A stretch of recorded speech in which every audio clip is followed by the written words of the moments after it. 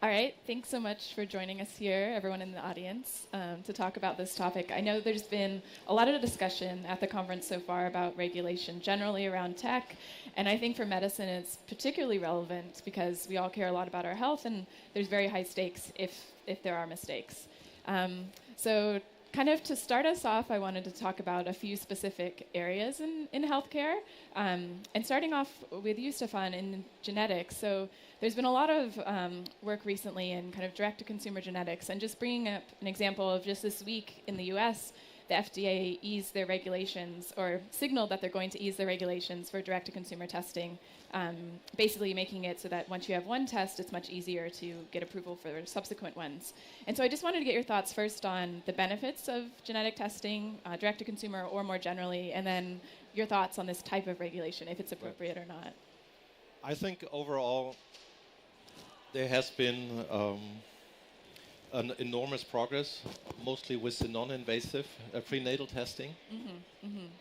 And in the beginning, there was concern that, for example, it would lead to a very high number of aborted pregnancies. But in the end, it could show that if you compare the genetic test with amniocentesis, it actually saves a lot of the embryos that were identified as problematic, as many as 80%. But overall, I think it's very important to manage the expectations that you get from a genetic test, because the majority of factors that influence an individual genome, we don't know yet the association of the marker and the effect. And this is why I think it's very important to understand that on the individual level, the genomics sequencing has a limited predictive capacity. On the other hand, we do extremely well when sequencing entire populations. So population sequencing is very informative, but the sequencing of a genome is not the crystal ball for your immediate future. So do you think it's even appropriate that there are direct-consumer genetic tests like this, given your risk for particular diseases? No, I would say absolutely for a number of tests that have proven useful, but there's not like the silver bullet that would just address all of the health concerns that a person might have.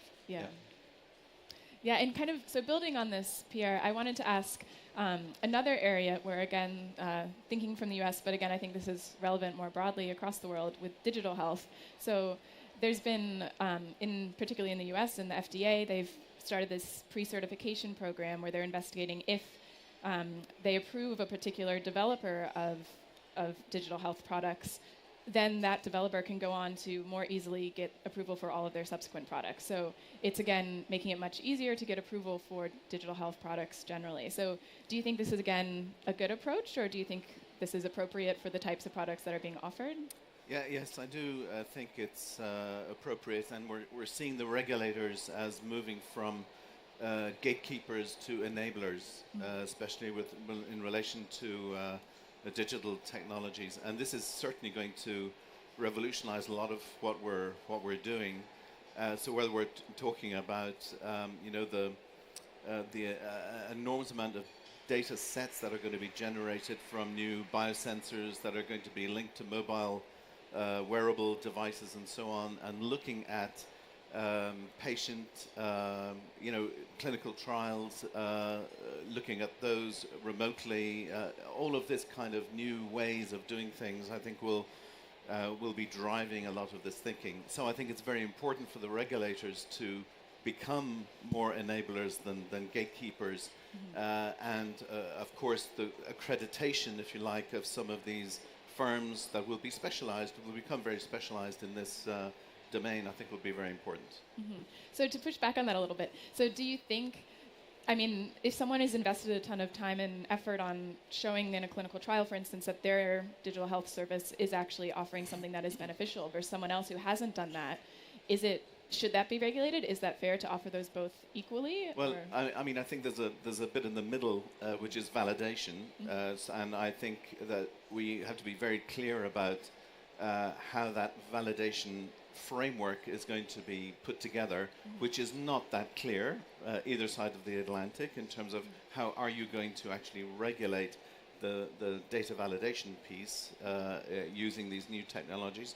And I think that's, again, a space where a lot of common stakeholder involvement will be very important to get the stakeholders talking to each other quite early in the development in that regard. Yeah, so generally just getting people talking earlier. Yeah. So on the subject of trials, Cristina, so as we all know, clinical trials are very expensive. They take a very long time. So as we're becoming more understanding of different subpopulations within different medical diagnoses, and as we see that certain therapies don't apply generally across populations, is there a way to kind of streamline clinical trials? Is there a way to shorten them? How can we kind of creatively design trials to make the regulation process easier? Yeah. Or is that even appropriate? Yeah. That's actually the question at the moment for pharmaceutical industry, right? Clinical trials actually take too long. They can take up to 12 years, and we also have, in average, 1 in every 10 compounds actually have a get to the market. So when they start in a clinical trial, they take actually too long. And the risk of innovation is becoming higher because the diseases are also more complex. The processes are more complex. We have more protocols, more procedures. So there is a huge need to invest in this operational excellence of clinical trials. There is a lot of going on at the moment in terms of clinical trials optimization. For instance, we are combining phases of the clinical trials because clinical trials go through different stages, and we are already combining and collapsing some of the phases. But there is also a lot of usage of technology to try to optimize also, even at the development stage, before the clinical trial, using augmented reality, virtual reality, to really design the molecules and identify the best molecules that will be more successful in the clinical trials to increase the productivity of clinical trials as a whole. So still a lot to be done, but there is already a lot of things also in terms of the recruitment of patients. We use already telemedicines, for instance, in terms of getting the patients identified virtually more easily. So it's actually more productive, the identification and the matching of patients to the clinical trials, using also artificial intelligence to enable the matching of patients to the right trials so that the success rate is actually higher. So there is a lot of things to be done also in terms of this decentralization of clinical trials, because at the moment the patients need to go to the hospitals to do the clinical trials, and sometimes it's not efficient. For instance, if a patient needs to do a 6 minutes walk just to test his vital capacity or his signals, it's not really very efficient. So now the trials are getting more to the patients instead of the patients coming to the clinical trials. And the patients can actually be tracked and monitored during the day, so we get much more data during much more longer periods of times, much more rich data. And now the question is, how can we actually leverage so much data and really talk about big data in healthcare, which we're still not there. We are still fixing the basics, right? Yeah. Thanks for those perspectives on all the things that you. I don't know. So, kind of from another perspective, Dorry, I wanted to ask. So you've done kind of pioneered a lot of innovative surgical approaches and gotten those regulation changed in Congress. So when you have something that you want to change like this, what are the strategies you use, or what are the approaches to actually getting it through and getting the change to actually occur? Yeah, so it kind of depends on whether the change that you want to make is a policy change or a medication change or a practice change. But in general, I will say that the road to change is possible, but very slow and too slow today. So we talk about FDA regulation of, treatment medications, and there are the endpoints that the FDA require these 12-year-long clinical trials that are nearly impossible to do and only are generalizable to a very small homogeneous population of patients. And so the FDA's barriers to approval need to be relaxed And we've struggled with some innovative medicine. So I'm in transplantation, and we're changing the medications we use for patients quite often. And we've encountered a lot of regulatory struggles with the FDA to try to get new meds forward because of the restrictive endpoints that they use. And they don't allow what are called surrogate endpoints, which are earlier endpoints that allow a trial to be shorter and more efficient. On the policy and practice side, some of the rules that govern us are at the congressional level, and some are at the HHS HRSA level. This is specific to the United States, but can be generalized to any governmental regulation. The thing with medical innovation is, in general, it's nonpartisan. So in general, the challenge is not to pit one side against another side like we typically have political conversations, but to convince people in, political power to pay attention to the issues that we have. So, when I've helped governments in countries outside of the United States, and you just have to convince them that this is an area of importance.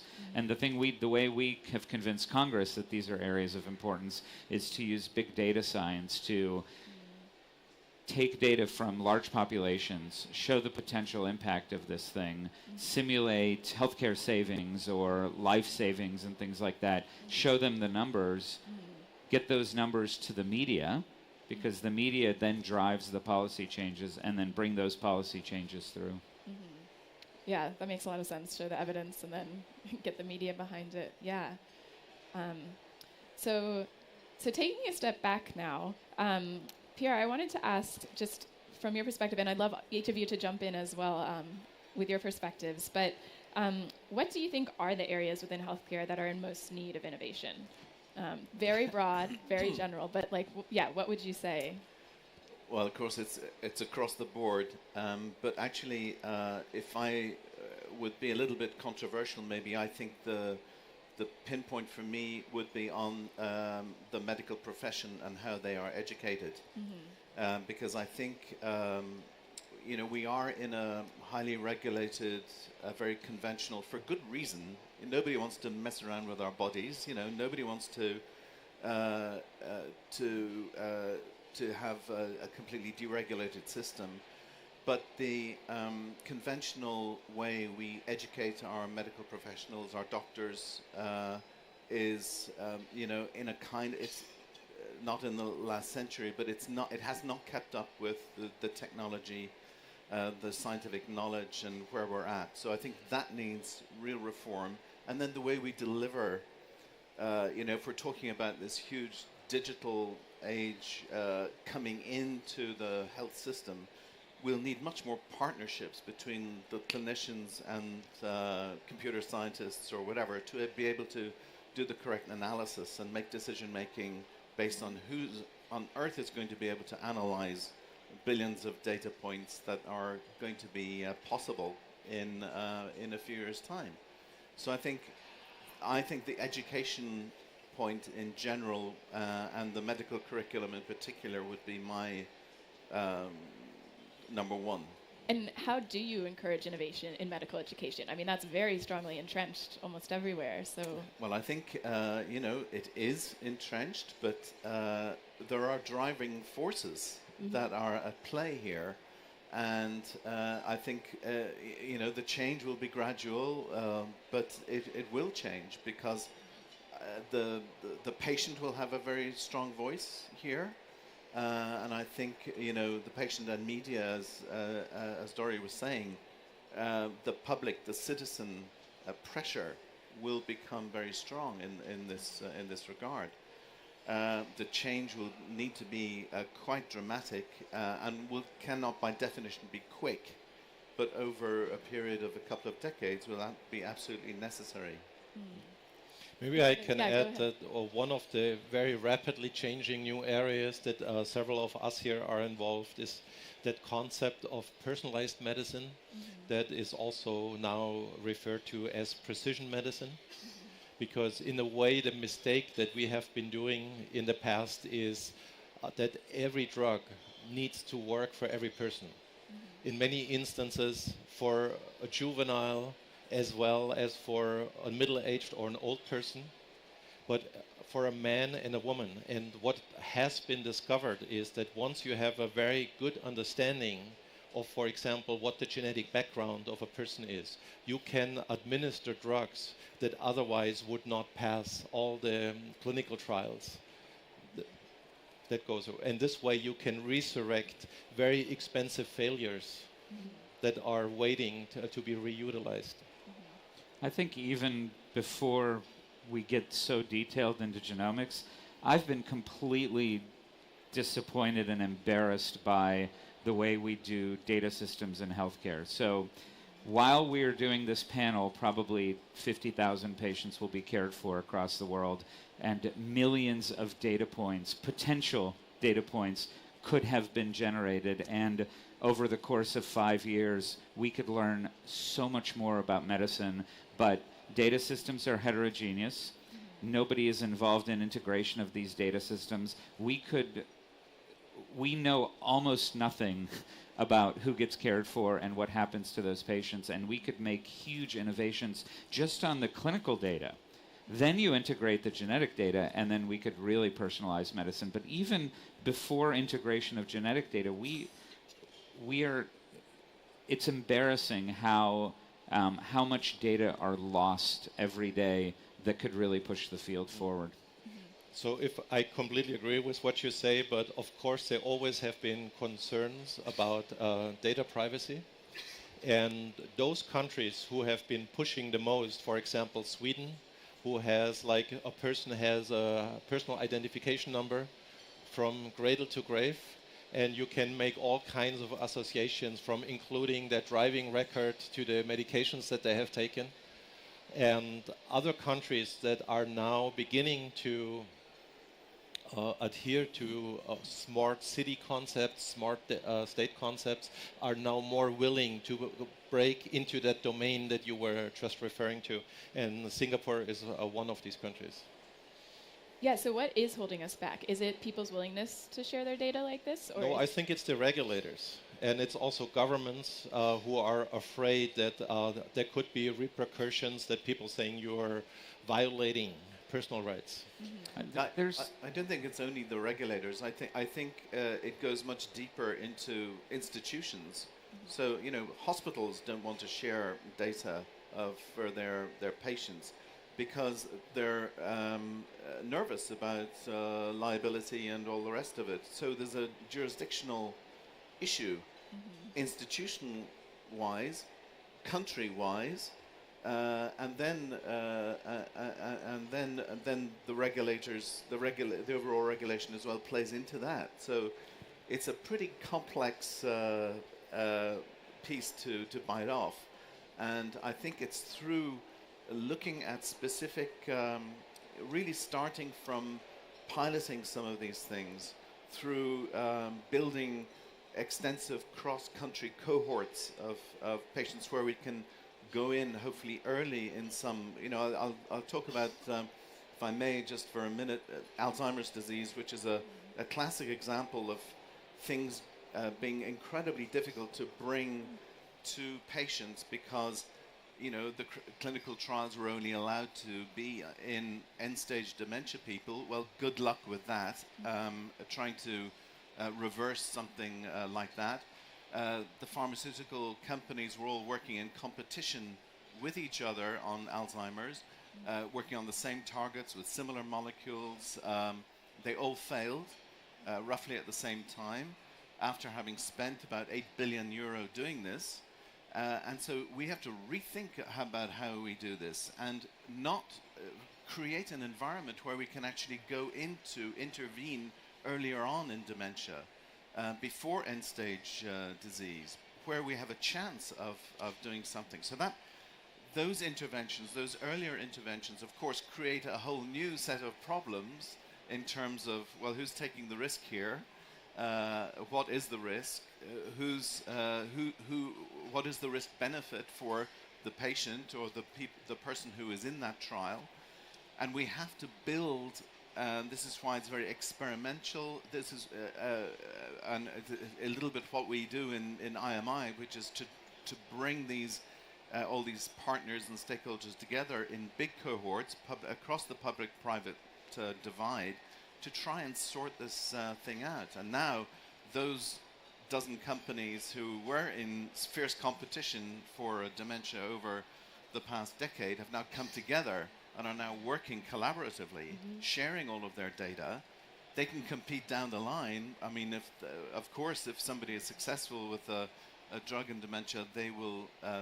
It's probably a very profitable business and will be over the years to come. But at the moment, we are in a pre-competitive space where we need to share enormous amounts of data, enormous amounts of knowledge, and use very sophisticated cohorts cross jurisdictions to try and address some of these data challenges. Well, and since we're at a tech conference, right? I'll say that medicine is very tech phobic. I mean, we use beepers, Blackberries, remember those? We still have them. We use paper charts. So sure, there are some, in the most sophisticated areas, in the most sophisticated hospitals, there are data systems. They still suck. They're still going to be hard to integrate. But in probably 80% of the places where people are cared for in the world, there's paper charts. There's nothing. And so if somebody really wants to make a huge impact on global medicine, they'll invest some money and really bring up the tech standard across the world on a platform that's integratable across the world. Then we can get these cohorts. We can get these huge multinational cohorts instead of relying on clinical trials of 600 patients and then data systems in Sweden and limited data systems in the US and in Europe. I mean, that's what we have right now. And do you think the barrier there is just getting people to work on the problem, or is it because, I mean, there's certainly problems with hospitals that already have electronic health record systems. If they've signed contracts that are 10 years long, they're not going to adopt something new very quickly, and that's very, very expensive. But for places where they're still on paper-based records, which I know is a lot of places, even when they do have electronic systems, what is the actual problem, would you say? I think there also is a competition. As you were saying, we're here at the Data Tech Conference, and I think there's a clear hierarchy also of the industries. And if somebody that has this data analysis skills, he might be first targeted by a fintech company, and so maybe after that by pharmaceutical industry. And so I think the picking for the medical environment and to also be able to pay the competitive salaries that are needed, that this is not immediately possible. Yeah. So do you think that the level of regulation and the fear, or just the general, I guess you could say, stigma or whatever you might call it around healthcare, is preventing people from going into the field? I think that regulation is not going to be a big deal. I mean, there's been plenty of innovative tech companies that have worked with health privacy issues. There have been plenty of those regulatory issues. I don't think those are going to be limiting it. I think medical cultural limitations, but you go into a clinic that's been using paper records and you help them transition to a tech-based system and you give it to them for free, that's going to work.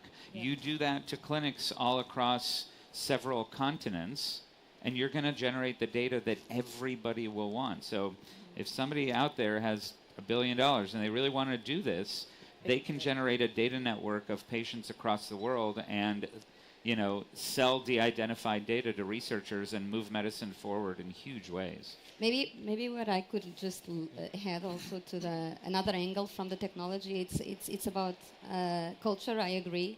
It's also about incentives, right? And there is a huge debate at the moment about incentives and IP legislation, and this is the thing that we should keep the balance that we have at the moment and incentives at the moment that are actually working and actually made a huge revolution in terms of the number of approvals that we have at the moment for pediatric patients, for orphan diseases. Before we had no regulation, we had no orphan drugs. And after we got the regulation in this century, we suddenly got 100 and something products approved for orphan diseases. So we need the right incentives, and I do believe also that we are still not there at the global level in terms of incentivizing the right innovation, the value of the innovation, and the output of it, rather than the incentivizing the input of what we use. We should be already at the stage, and we should leverage technology for this, and registries and patient-reported outcomes through artificial intelligence, through all the digital tools that we have available, and really enable, through the technology, enable the financing system to really value the innovation that really has an impact in patients' lives and saves lives, and actually give the value to the society and to the economy that we are trying to provide in healthcare, which is still not really happening. So maybe I would also have this angle. One way to address this would be on the educational level, that, for example, we really need to change the curricula in medicine, in life sciences. And if I've seen that how many decades after the computer revolution, we have not firmly integrated computational biology, computational medicine, there are no professorships. There are no degrees that are being handed out in that area. And I think this is that you really get people who have the medical interest and are willing to learn statistics, programming, data management. Yeah, slowly that's happening. Yeah, We're slowly developing an interest among people with MDs who have already differentiated to clinical care to then get PhDs in statistics and data analysis and things like that. It's a small handful, and half of those then get poached by consulting companies and leave medicine. Yeah, and I would say actually in counter to your point about people aren't scared of the regulation, I have a number of friends, I'm in the machine learning field, who don't want to work in medicine because they are scared of the regulation. And it's a fact that there are several of them who state this as their reason. Maybe there's other reasons too. Maybe salary is also an aspect. But I think people are scared of something that they spend so much time working on just not getting approved, or these sorts of things. So I think that is a factor.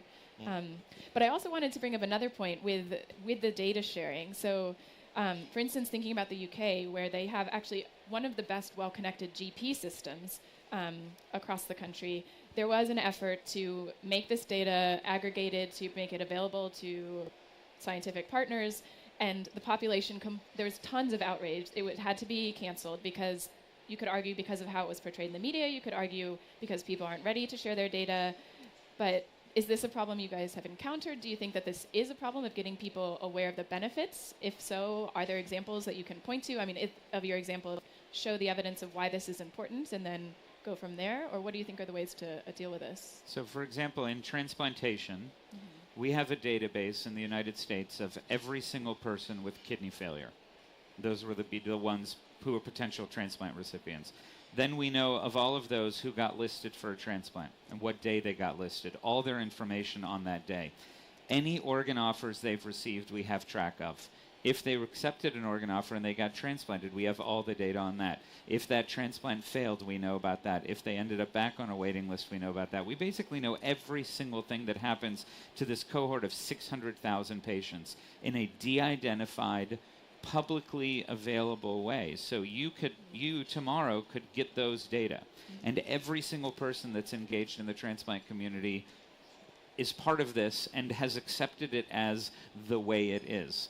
I think it's all about how it's approached with people. It's all about guarantees of privacy protection. So you can get the data set, but you can't get the social security numbers and the names, but you can get enough to do the science. And every day there is a new paper being written to advance the science from that cohort. So I think it's just a matter of slowly moving that out to other parts, other areas of disease. And, you know, people with diseases, they are invested in helping those diseases get cured for.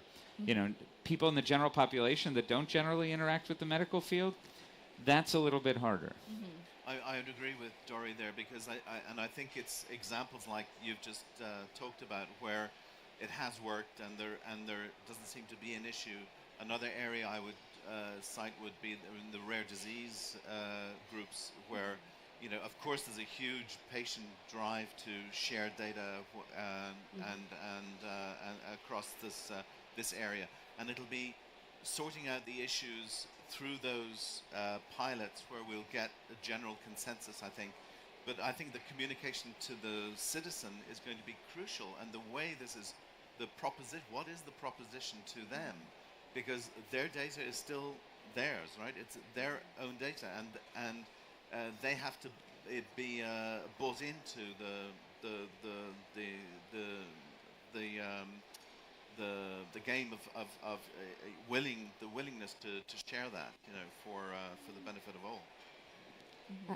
Maybe I can share some examples from Novartis, because actually I think we have a big obligation to make sure the patients trust the system, right? And it's true, your friends don't like to join the sector because they are afraid of regulation, but also patients are afraid of data privacy. It's our obligation also to build this trust and to empower the patients and to communicate more and be more transparent. And we have a lot of examples using digital social media, where we're trying to educate the community and show them that the safeguard that we are actually providing in terms of securing the data and not allowing the data to be freely disseminated. And actually we have a strong reputation. We're one of the sectors more regulated, like you have said, right? We have huge regulation. We have shown that we are really a trustful partner, but we probably need to show more and have more examples. Like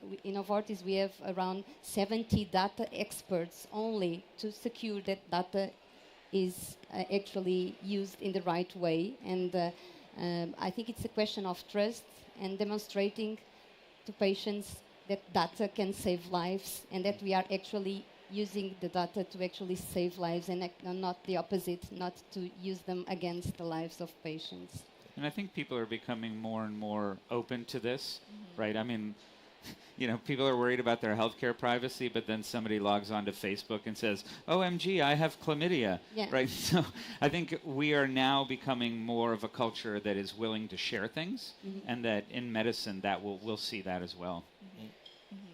And I also want to add, with all the critique that we might have with rules and regulations, that it's a very important part to safekeep somebody like Dorry and myself having to go through into institutional review boards, because then it also makes good that somebody else looked over the process and approves the appropriateness of the analysis that are being carried out.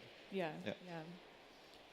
So I wanted to now kind of just ask a potentially controversial, potentially sci-fi type question, but building on what you were saying earlier, Stephan, about, with NIPT, non-invasive prenatal testing, NIPT sort of technologies, and with further technologies being developed of being able to select exact embryos, is there a potential of going into this realm of designer babies? Like, how should we be thinking about regulating something like that? Is this something that should be regulated? Should parents have the complete power to choose what they want for their child? What are your thoughts around that issue?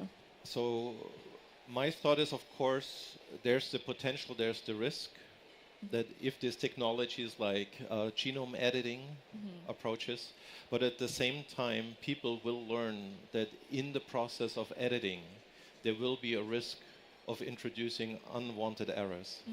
And I think in the end, if a person has to wager the advantage of blue eyes over potentially causing cancer later in life, I think a lot of people will just stay away from that. So I don't see this being a problem for decades. Scientifically, it's just not going to be actually feasible to do at a low risk I think the acceptance among patients will be very low.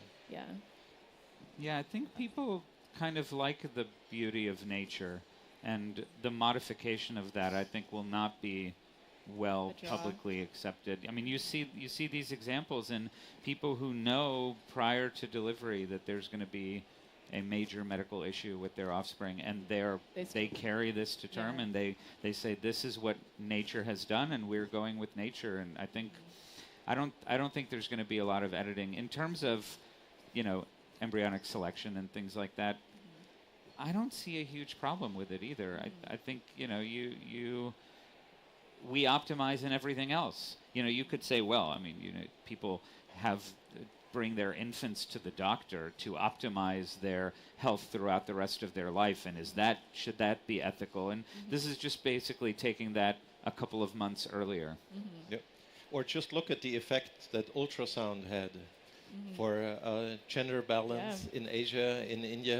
Yeah. And I think there already is a lesson that has been learned, that this did not bode out in the end to be very positive. Yeah. So in that case, should it be something that's regulated or no? No, I think the advantages and the disadvantages, they need to be communicated. And now that we have social media and we can have very good information out to people, they will make their own decisions, and I trust they will make good decisions. Yeah, I think you're saying it's self-regulated. It is self-regulated, yes. Yeah, society. I agree. I think society will regulate, but I think that then it's really important, and this is to do with the whole technology field. It's so important to have the debates, including, the social scientists and the humanities scholars there at the same time, so that so the citizen can balance these different benefits and risks, and then become credible voices in their self-regulation, if you like. So we're almost out of time, so I just wanted to end, since we are at a tech conference, and since artificial intelligence has been a large theme throughout, with artificial intelligence techniques moving into medicine, how should those be regulated? How should we be thinking about making sure that populations that have been trained on are appropriately representative of the populations that therapy or diagnostic or whatever will be used for? How do we understand what's happening inside a black box? Do you guys have thoughts on that? I would say one thing, semi-answering that, is that those who are developing these technologies interface with the people in the trenches, because one of the things that I've seen that has caused recurrent failures in medical innovation attempts is people who are outside of the field of medicine, even with MDs who no longer practice medicine, making decisions that are we look at these and we say, this is completely idiotic. How did anyone even think of this or get it through investors? And so I think in particular in generation of AI systems, really interfacing with the people in the trenches taking care of that disease will help a lot of what you're saying, and will make it so that regulation is not necessarily required, but appropriate scientific approaches are taken. I would add to that, the only areas that we can see AI do well in medicine is image analysis. And in many other areas, I would say that so far it had no impact. And so I think overall, the reach is very limited. Okay, interesting. Yeah. Until we get the data. Yeah, is that a function of what's available? Absolutely. I think it's early days. I think it's early days. Yeah. Any final thoughts on the panel, or any last minute questions from the audience? We've got like 45 seconds. Be healthy, people. Yeah, I would say there's still more. I have more hope for machine learning approaches in medicine, but I understand that there are many challenges. Yeah. Right. Yeah. Okay, well, thanks everyone for joining us for this discussion. Thank our panelists.